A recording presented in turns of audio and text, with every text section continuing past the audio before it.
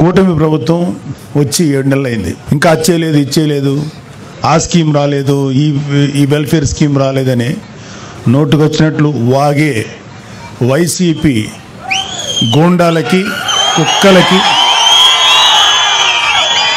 YCP సన్నాసులకి ఒక విషయం చెప్పు.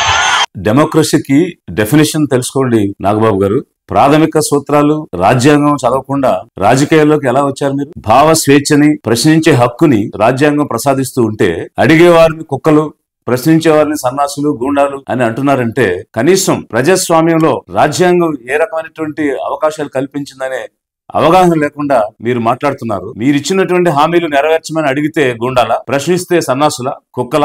అలా అయితే గత 5 సంవత్సరాలు మీ తమ్ముడు పవన్ కళ్యాణ్ గారు గాని, అప్పటి ప్రతిపక్ష నేత చంద్రబాబు గారు గాని అప్పుడున్న ప్రభుత్వాన్ని పదే పదే ప్రశ్నించారు, నిలదీశారు. అయితే వారు కుక్కలు, గూండాలు, సన్నాసుల? సమాధానం చెప్పండి నాగబాబు గారు. మీరు ఇచ్చినటువంటి హామీలు నెరవేర్చాలి. పేదల తరపున లిబరేషన్ కాంగ్రెస్ పార్టీ నుంచి మేము ప్రశ్నిస్తున్నాం, డిమాండ్ చేస్తున్నాం. ఇచ్చినటువంటి హామీలు నెరవేర్చి తీరాలి. ఇచ్చేటప్పుడు తెలీదా ఇవి అమలు సాధ్యమా కాదా అనేది? ఇప్పుడెందుకు చేతకాని మాటలు మాట్లాడుతున్నారు? ఇప్పుడెందుకు రకరకాల నివేదికలు చూపించి ఇది సాధ్యం కాదు, అది సాధ్యం కాదని హామీలు ఇచ్చేటప్పుడు తెలీదా మీకు ఇది సాధ్యమా అసాధ్యమా అని? ఓకే, మీరంటే మీ అన్నదమ్ములు అందరూ పార్ట్ టైం పొలిటీషియన్స్, మీకు అవగాహన లేకపోవచ్చు. రాష్ట్ర బడ్జెట్ ఎంత, యాన్యువల్ ఫైనాన్షియల్ స్టేట్మెంట్ అంటే ఏమిటి, revenue receipts, capital expenditure, fiscal deficit. Chandrababu Naidu గారు 40 సంవత్సరాల ఇండస్ట్రీ కదా, వారికి తెలియదా? MA ఎకనామిక్స్ చేశారు, వారికి అన్ని తెలుసు. అన్ని తెలిసి మీరు చేస్తామని హామీ ఇస్తే పేదలు నమ్మారు. 15,000 ఒక్కొక్క పిల్లవాడికి చదువుకునే బిడ్డకి ఇస్తామంటే నిజమనుకుని ఓటేశారు. ఒక్కొక్క మహిళకు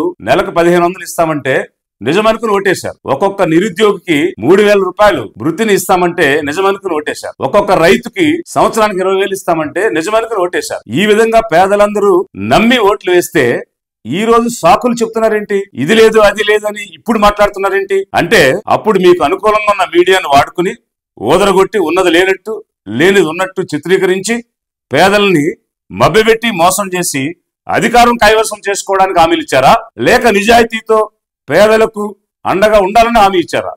అలా అయితే అమలు చేయండి. అమలు చేయాల్సినటువంటి అవసరం ఉన్నది.